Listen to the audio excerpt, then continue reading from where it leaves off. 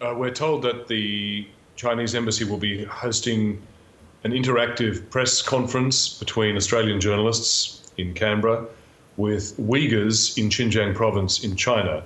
The Uyghurs will no doubt be set up by the Chinese government to tell the true story of the vocational re-education centres, these marvellous career opportunities that the Uyghur minorities are supposedly being offered through the detention centres set up in Xinjiang province. That's the intention of the Chinese embassy.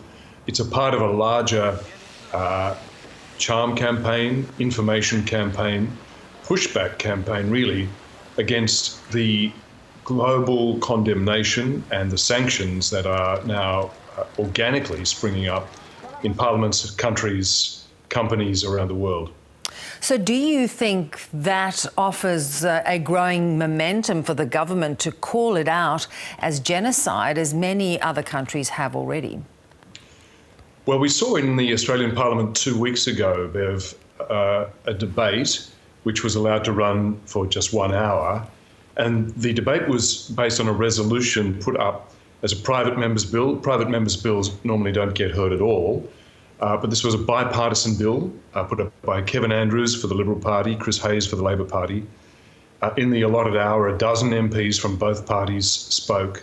And it was a resolution to condemn what it called the serious and systematic violation of the human rights of the Uyghur population of China, to call for a UN investigation of those violations and to call for an examination of possible trade sanctions. Now, there are many more than that dozen wanted to speak. If it had been allowed to run fully, there would have been dozens more Australian MPs speaking to that motion. It was, however, a carefully controlled effort to prevent the Australian Parliament from going where the US Congress, the Dutch Parliament, Canadian Parliament have gone, and that is to a full condemnation and classification of the treatment of the Uyghurs by China as genocide. This was the Australian government actually managing the debate to keep it to a condemnation of human rights abuses that did not actually go that next step to genocide, and was trying to contain the pressure in the Australian Parliament for pressure against China. So that's where it's up to. To answer your question more directly, I suppose, the Chinese embassy tomorrow, by promoting the fiction that this is just a nice vocational retraining opportunity and that these people haven't been subject to shocking repression for years, is a kind of provocation, really, to the Australian public, the Parliament, the media, to respond. So it may actually backfire and provoke yet more criticism and awareness of the Chinese repression of its Uyghur minority. Talking of another area of grave concern, and that's the brutal crackdown in Myanmar, regional powers have not done anything significant to try and impact the military junta. What have you made of the Australian government's efforts? Well, after an initial hesitation of a month or more, the Australian government did issue some modest sanctions, announced some modest sanctions against the military dictatorship.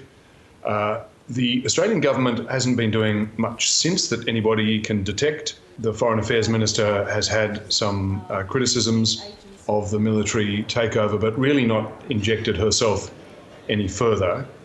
There is an opportunity for Australia to do something, I would suggest to you.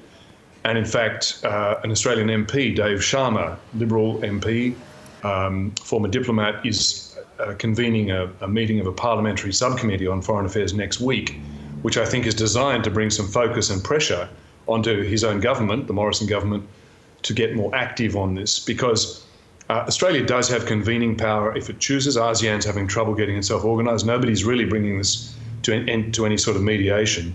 The Australian government does have the power, if it chooses to use it, to have some convening opportunity to bring parties together, to get a negotiation, to get a settlement, at least to get the parties around the table, the local as well as regional parties around the table. And in these situations, somebody really needs to, nobody is, the opportunity is there, and Australia seems pretty inert on this, as it's been on a lot of other regional issues in recent times, unfortunately. Yeah, indeed. And do you think the protest movement is going to be able to sustain its opposition?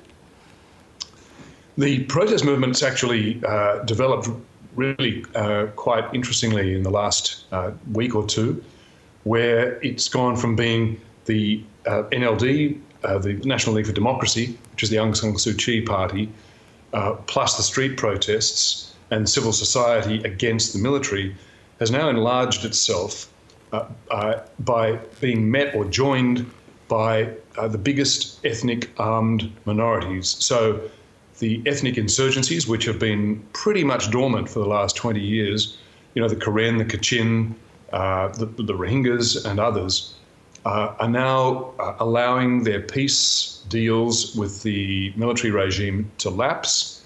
They're declaring the opposition to the military dictatorship. They are joining in a kind of a joint united front government, or a parallel government, or a united front, together with Aung San Suu Kyi's party, together with civil society, bringing the big ethnic rebel groups together with them to form a national front. And really that's isolating the Tatmadaw, the military in Myanmar. And this is new. This is very new. Those armed ethnic militia groups have between 75,000 and 100,000 fighters. They control perhaps a third of the national population.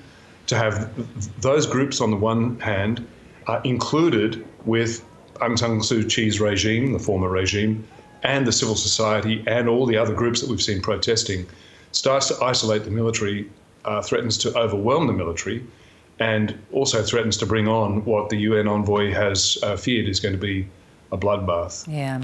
Good to talk, Peter. Quite disturbing. We'll watch with interest. Thanks so much. Indeed. Pleasure.